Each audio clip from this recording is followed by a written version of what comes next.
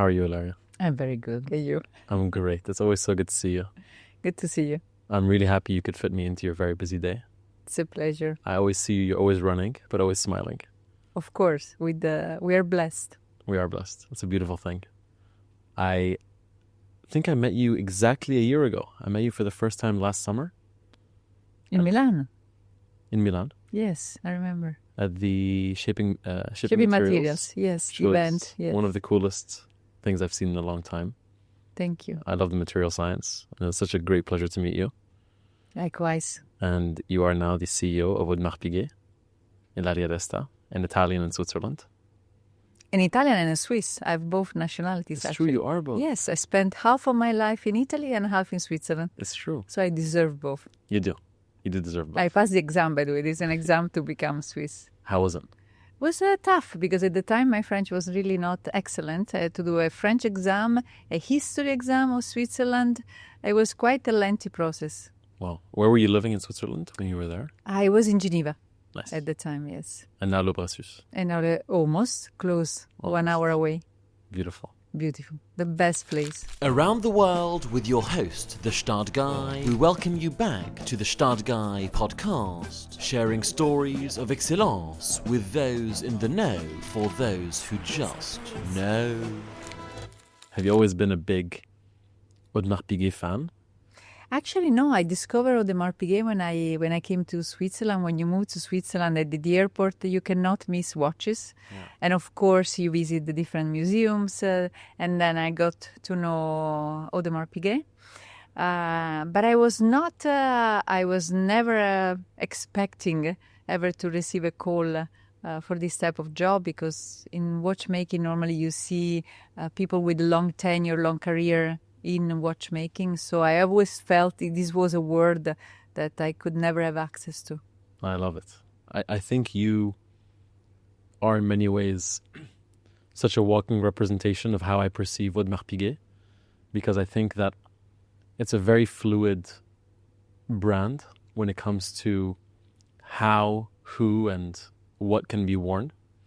So I see you dressing up watches where you are fairly formal and you make a watch as formal as your outfit, and then I see you very sporty and very casual. I see you crossing the barriers of the gender norms of the watches. You wear a men's watch or a woman's watch, and you play with the spectrum of where a watch can go, which I think is very, very AP. Is that always how you've been with your jewelry and watch choices? I've always been like that in general with the things that have a role in my life. I like them to fit into my life and not me adjusting to those. And I believe watches have a powerful influence on you, at least on me.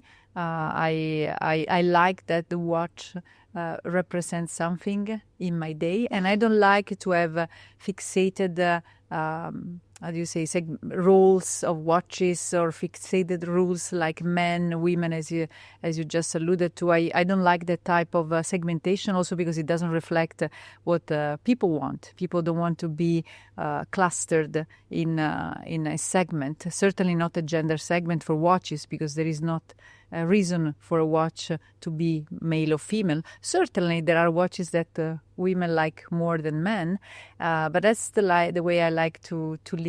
Watches change a lot, styles completely different. I'm extremely playful with watches.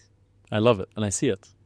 I like to be as playful as I can be with watches too. I actually love very small face watches. I also have very small wrists, so it does fit to wear a small face watch. But I feel like when people think of Swiss watchmaking, especially a brand like Audemars Piguet, they think of tradition and heritage, which is such a big part of the brand, but also this modernity that you're talking about and this fluidity is such a big part of the brand. And for a very old watchmaking business that's family owned, I think people wouldn't assume that. From everything you've learned about the brand prior to becoming CEO and while becoming CEO, has that always been part of the business's DNA? It is, and since it started, people believe very recently Audemars Piguet became, sometimes is defined the enfant terrible in watchmaking, but in reality, this witty spirit, this daring attitude has always been part of the history of Audemars Piguet, a company that frankly survived 2 world wars, multiple financial crises, and more importantly, what almost destroyed the watchmaking industry, which is the arrival of the quartz in the 70s. To survive and thrive, you need to, in a way, break the rules. And in fact, that was also one of our mottos of our campaign: to break the rules, you need to master them, which is a very powerful motto, because it tells you need to keep looking forward, you need to keep evolving and changing, but by staying true to your roots. That's why we are in Le Brassus, because that's where we belong, where we were born. That's why we continue to manufacture watches like they were manufactured almost 150 years ago. But at the same time, we don't want to be nostalgic and look back. We want to look back and forward at the same time. That's why we play with materials, we play with innovation, and also we are a bit playful in the way we communicate in an informal and fun way. Absolutely. I see it in every shape and form, and I see it with your energy as an operator. You are having fun while you're doing something that is fun and cool, but also incredibly precise and incredibly rooted in tradition. I think that a lot of what I observe about you as an operator is actually very entrepreneurial, which seems absurd when you think about it, because to have an entrepreneurial spirit in a very old Swiss watchmaking business is likely a clear choice. And when people are hired in most positions, they're told this is what you should do in this position, but as a CEO, the choice is entirely yours. So I'm curious about when you joined Audemars Piguet as the CEO, did you have in mind the type of operator you wanted to be and become? And is it this playful, entrepreneurial operator that I perceive? I learned in my career that predefined your approach, your style, your choices before you join a company is a big mistake that I've done in the past, because you want to reapply a model that worked in the past and it worked for another context. And this is not at the best interest of the new company. So I realized when you join a company like Audemars Piguet in a sector that I didn't know anything about, I didn't know the people, I really needed to shut up and listen and observe. And I had the possibility to do so, the luxury, because I had a very long onboarding, which helped me observe and see the truth. That was not necessarily exactly what I imagined when I studied at home Audemars Piguet, right? And you realize how much one of the key drivers of the success is truly the people embodying the values of the brand and the family. Because as you said, we are actually the biggest family-owned company still in the hands of the founding family. Wow. And that's a responsibility for all of us to keep high the name of the people that actually for many, many years sacrificed financially and personally their time to make sure that this company could still be here despite its producing something that could be irrelevant and being disrupted as it has been disrupted by many other products, right?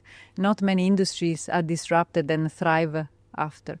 And one powerful element is really the freedom of people, the creative freedom, and the accountability that goes into, you talked about entrepreneur. That's a really good word, because what we try to do is to create a space of legitimacy for people to invent, to dare, to try. And that is exactly what led to the creation of the most successful launches at Audemars Piguet. And as a leader, I learned that when I came after a few months, I realized how much you need to preserve the balance between, yes, clear strategies that are necessary, framework of operation, absolute obsession for details, craftsmanship and perfection, but at the same time leave so much more room to ideation, to creativity from anywhere in the organization. So ideas should and can come and comes actually for anywhere. In any sector, it's not only product, it's also marketing, it's communication, can be HR, can be anything.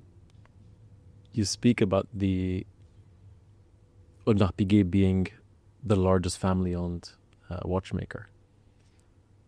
And I feel a lot of the family business elements, even though it is a family-owned business, it's not a family-operated business. Yet you radiate and practice those family values within the company. Is that something that's always been true to you as a person? Or is that something that's also been contagious because of the DNA of the business? Both, but it has very often been with me, even in companies that have a very different business model. I believe that when you treat the business as if it was your own business, you make the right choices. At least ethically you do, and at least you can go home and say, I did my best in the interest of the company.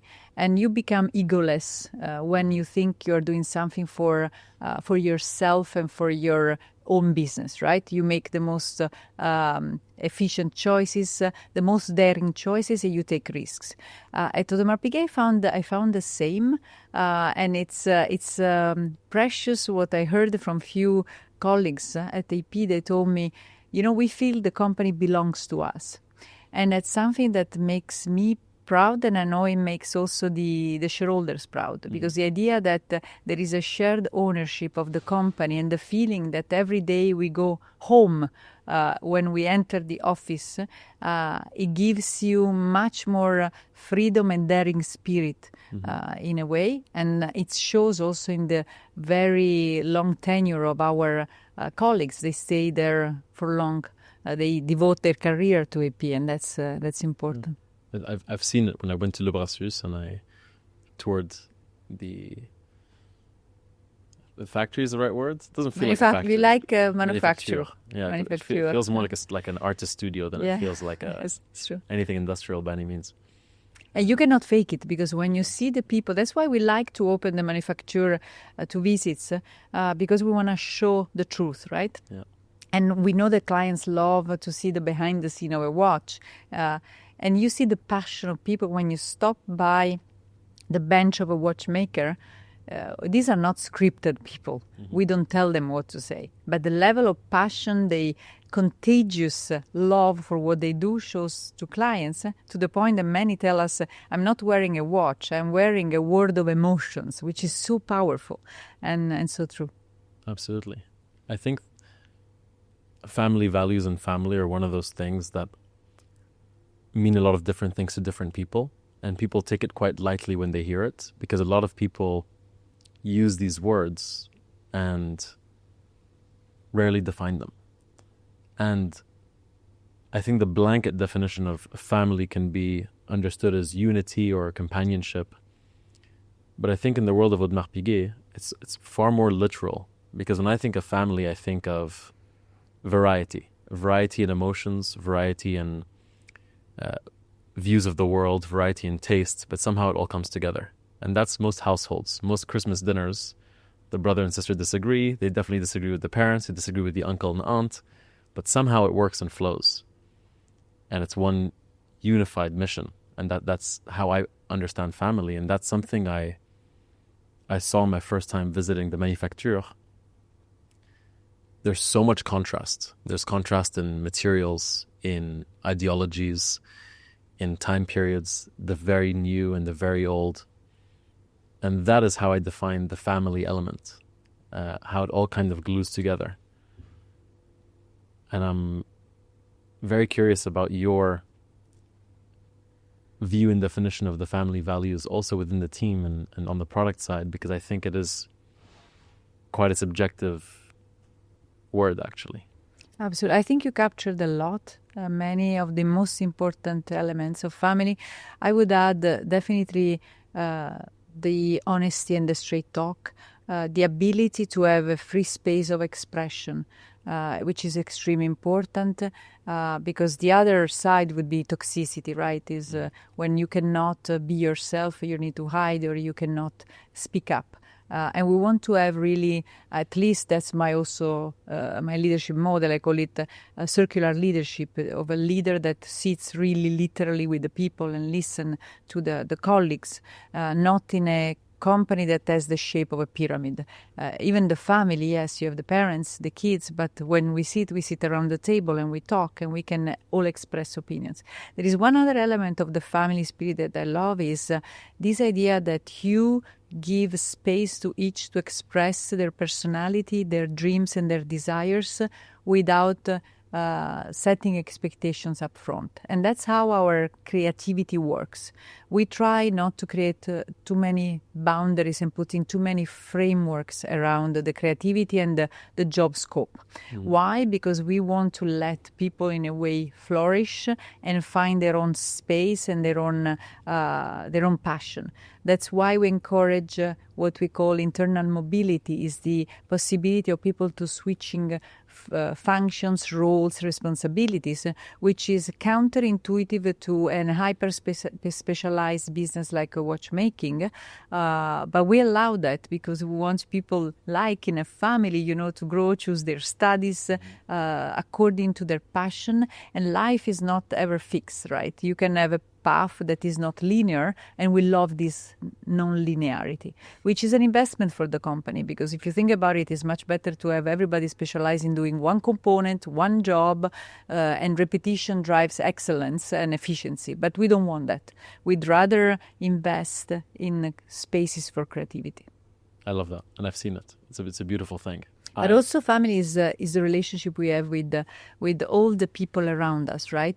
I hear this word family so many times, and then at the end it's not real and authentic. What we want is really, when we work with we call friends of the brands, like people like you, is to give you the space and the creative latitude to be you.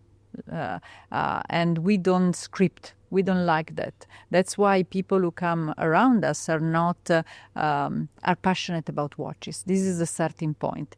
We don't want to have ambassadors, friends of the brands, who have been given a watch and they don't even know what it is. We want them in the first place to be genuine, passionate about watches. We want them to come and visit Le Brassus. It's a bit like getting engaged, right? You go and visit the parents. You go in the house of the person you love. And for us, it's important that you come home and to see where we are, how we work, because that defines who we are. Yeah, absolutely.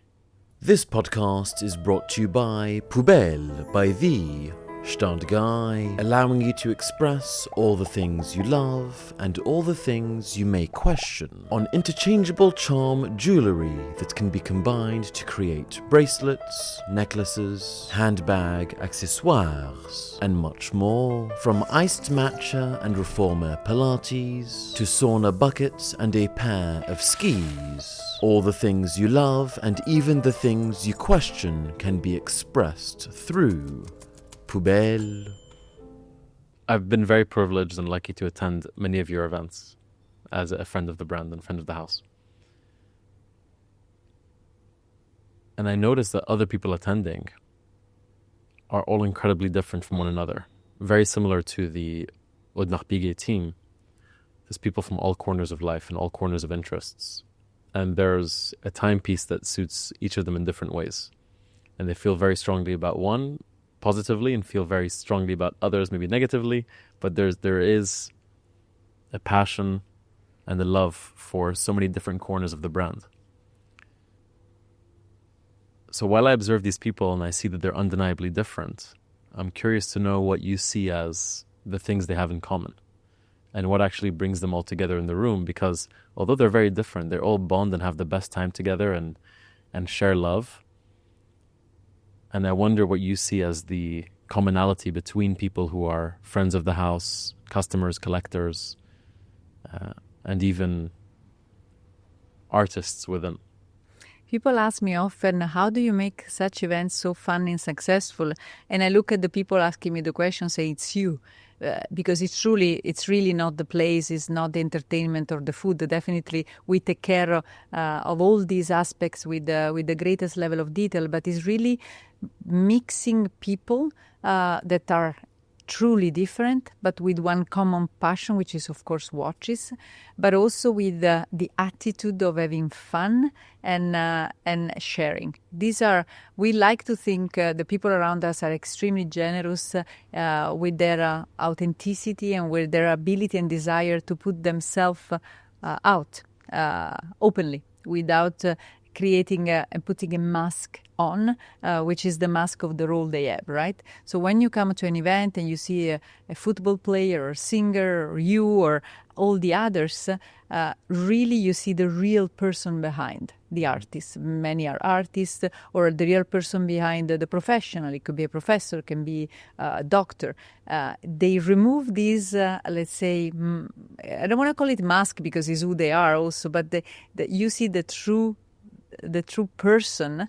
And why? Because watches, I believe, let emotions talk much more, which is incredible because it is a piece of metal, gold, whatever, mechanical. But in reality, there is always a story behind each watch. And it's what I found fascinating after the beginning of introduction. All of a sudden, the event turns into a party, into an emotional moment of fun and authenticity.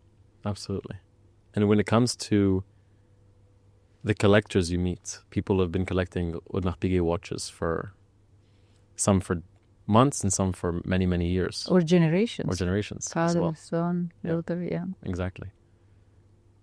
Are there any values that they share that makes them authentically Audemars Piguet, other than likely some hard work to make the affordability threshold? What I like of these exchanges with the collectors that are extremely precious for me, and they were indispensable to learn about Audemars Piguet.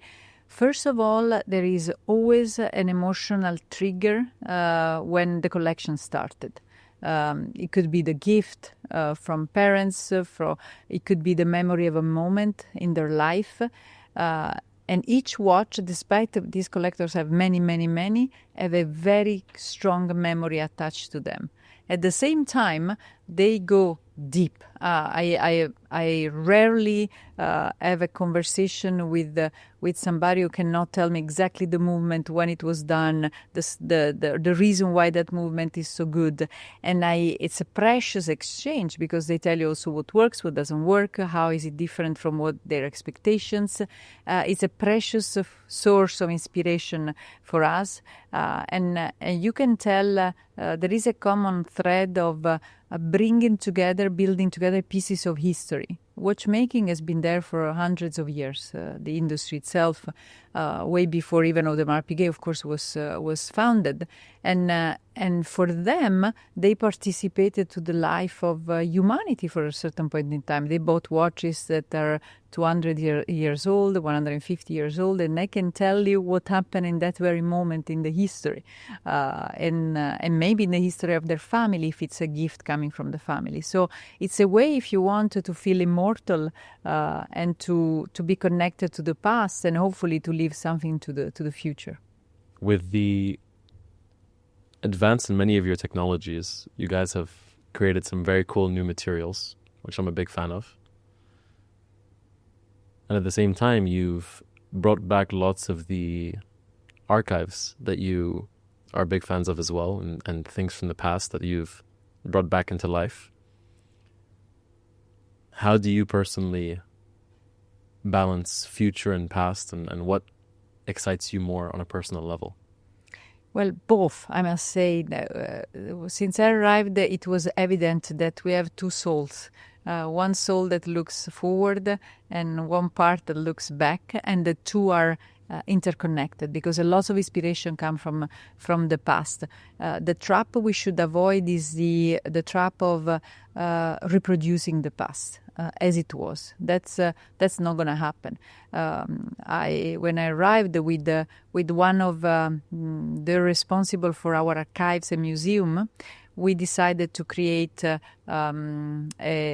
unit. I call it business unit. In reality, it's him with other very few people with the idea, and we call it établissage. It's an homage to the system of production in the past, where you had multiple ateliers specialized in each component, and then a central role of assembling all these pieces into a watch. This idea that there are hyper-specialized ateliers around you has been one of the reasons of the success of Audemars Piguet and the watchmaking in general. And we wanted to relook at that model, so we recreated this system for very few watches that get inspired by the past. So we look at the archives, we look at the picture, very often drawings, because we don't even have pictures. Of course, we are talking hundreds of years ago. And the idea is really to do it with intent to relearn certain savoir-faire, certain ways of working that do not exist anymore. That's for me fascinating, because we have no intent to create necessarily revenues or financial results out of this unit. The idea is to learn and put it to the service of the rest of our innovation program. At the same time, there is a team that is truly obsessed about materials. They have a different type of expertise, and they like to cook. As I said, it's like they're extremely creative, of course, with incredible engineering background or chemist. They try really to play with the material in a way that blends with the history of the watch we're trying to create and the purpose of the watch. So it's not creation for the sake of creation of a new material. There is a lot of thinking about why this material makes sense for this type of watch. Why titanium, why forged carbon, and why these colors. And we let imagination go, and it's a work hand in hand between the materials and the movement of the watch. I think the watches undeniably can sell themselves, and they do. It's very difficult for people to want to get their hands on Audemars Piguet to get their hands on Audemars Piguet. Yet you continue to communicate all these amazing things. And I think many business operators communicate things in order to sell them. But most of the pieces are sold before you can even have the chance to communicate them. Why do you continue to tell the stories of Audemars Piguet and the watches when you could, in fact, say nothing at the same time? Because we believe we have the honor and the responsibility to keep this industry alive and known. The watchmaking industry is more than an industry. For me, it's in the crossroad of history, art, mechanical sciences, material sciences. It's extremely rich, and it's part of the heritage of Switzerland and many other countries. When we did, you were part of it, this event in Shanghai a few weeks ago. It was an event where we decided to open the doors to anybody to come and visit, with the idea of opening the doors to watchmaking. Why we do that is not to delight the prospect clients, is to delight people and give them access to a learning on this fascinating world. It's a bit like museums when they were born, was really the idea to share knowledge, to share passion and emotion. And definitely we are seeing more and more young generations being interested in that. That's why we are starting to do more and more master classes, the idea of letting people touch components and see with their own hands and eyes how complicated it is to not even assemble a watch, which is absolutely difficult and requires years, but just to pick up a small screw from the bench is already extremely complicated. It requires dexterity. That's why we have a museum with the open doors to allow people to come and visit. And we created in Japan the AP Lab. And the idea of the AP Lab was really to be in a very young district of Tokyo, to open the door and share to the world in Japan what it is to talk about watchmaking. And we even did it without necessarily branding many of the stories. It was really the idea of opening the door. So I'm a big believer that we have that responsibility also to recruit the future watchmakers and the future people who will continue carrying the tradition of this wonderful job. When people think of watchmaking, they often think of Switzerland. And when people think of Switzerland, they also think of watchmaking. And although I wish I had a Swiss passport the same way you do, and I love Switzerland, which I think my audience very well knows by now, I'd love to know what it is about Switzerland that stands out to make this possible, because there's definitely a pattern here, and there's definitely lots of correlation between Swiss way of living and doing business and being and watchmaking. If we talk about the Vallée des Joux, where we are located, which is in the Jura Mountains, you see a lot of watchmakers there, not only Audemars Piguet. And the story is related to a group of people who flew for freedom of religion and freedom of expression. Unfortunately, they arrived into a wonderful place indeed in terms of nature, but with very limited resources. So there was a lake, so water, there was a forest, so wood, and there was rust, which allowed metallurgy to start. But the quantity was so small that they couldn't do big metallurgy. They could only do small components. That's why watchmaking started in the proximity of Geneva, where there was watchmaking starting. Given jewelry were not allowed for a long time. So watchmaking was the alternative solution for many to do their work. The other help was the long winters in the Vallée des Joux. So many people who were farmers and had the cattle, they could do nothing else and spend their time in the homes, and they started working on these very small components that then they sold to Geneva, to Paris, to London for watchmaking. All of a sudden, this system of établissage started because we're talking households, atelier, we mean like husband, wife, and kids maybe working on components. And all of a sudden, this became a network of families, a network of ateliers connected one another.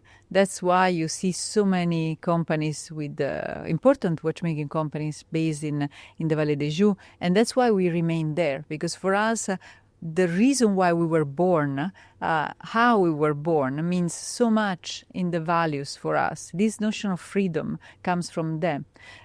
We have amazing stories of devotion to watchmaking from all the branches in the family, and for us, it's important that we give them the right place in our memories, and we continue being inspired by what they did. I love it. In a very Gstaad Guy fashion, we often discuss what we find to be à la poubelle about the world and the world around us that we'd like to change, and things that are fantastique that we love and celebrate. I know your list is very long of what you find to be fantastique. I'm positive, so everything is fantastique. Exactly. You're an optimist. I was wondering if we could share just a couple of things that stand out to you in particular as maybe things you'd want to possibly change and throw à la poubelle, and, of course, the things you find fantastique. Maybe just one or two in each category. Perfect. Let me start from La Poubelle then. Okay. So we end on a high. Let's do that. For me, à La Poubelle, this bias on watchmaking. There are many, again, men watches, women watches, or if you don't come from watchmaking, you cannot work in watchmaking. These biases, à la poubelle. À la poubelle. À la poubelle. Okay, I agree. Then fantastique, a lot of things. First of all, fantastique to have around us so many young kids that as of the age we have clients at 17, 16 who want to buy watches. This desire of learning and discovering an object like watch is fantastique. Fantastique, our people. Everybody in watchmaking, not only at Audemars Piguet, all the people that devote years and years and years in developing and becoming a watchmaker, which requires dexterity, patience. Fantastic. I agree. Absolutely. Amazing people. And lots of our audience today is incredibly inspired by you and your career. I'm sure many young women in particular who would love to have the variety and experience that you've had, because you are the CEO of Audemars Piguet, and you have worn many hats in your career. You've done many different things, to my knowledge, but all at a very high level and all with incredible passion. What do you believe is the secret recipe to do so many different things in so many different ways very well? Well, I started by saying that my career advice I got when I was very young is to define a dream and be obsessed and go after the dream. I think this is a la Poubelle, in all honesty. This is a thinking that creates expectations on a path that is not necessarily the most advantageous for you. In my career, I had lots of twists, turns, up, downs, choices that were totally unexpected. I went for avenues that I thought were big, in reality were smaller, and then the other way around, and I learned a lot in both. So for me, it's much more, yes, you should have a dream. Yes, if you have clarity when you're young, go for it. I don't know. I was not so fixated about becoming a CEO. Of course, I had this dream later in my career. I really wanted that, but I didn't start with that. I followed truly what I felt at the right balance of passion and learning. So it was something I felt comfortable working in, but not too comfortable. So I like the idea of stretching myself into the unknown, learn a lot. It's very important. It gives me adrenaline and energy. So I would say to people, look up, have a side view to the avenues and to the streets you didn't consider, and ask yourself a question before you continue on an autopilot in your life and career choices. I love that. The power of choice, I would say. I love that. It's a beautiful thing. Well, Ilaria, as always, it's such a great pleasure to sit with you. Likewise. And I'm very excited to spend more time with you and to see this amazing exhibition. Congrats on 150 years. Thank you. I was so impressed about Shanghai. More to come. Many more years to come. Yes. But I must say, if people have the pleasure to be in Shanghai and to see your exhibition, it's one of the most impressive things I've seen in my life. It's 100 emotions in one, 100 time periods in one. It's really, really magical. And I'm excited to see more of that magic that you bring to the world through the lens of Audemars Piguet. Thank you so much. A pleasure to be here. Likewise. Thank you so much. Thank you for listening to this episode of the Gstaad Guy podcast. If you're keen to learn more, please follow along by engaging with our social channels on Instagram, TikTok, Spotify, YouTube, and Apple Podcasts. And we look forward to seeing you next week. Merci beaucoup, à la prochaine, and a big hug from the Gstaad Guy.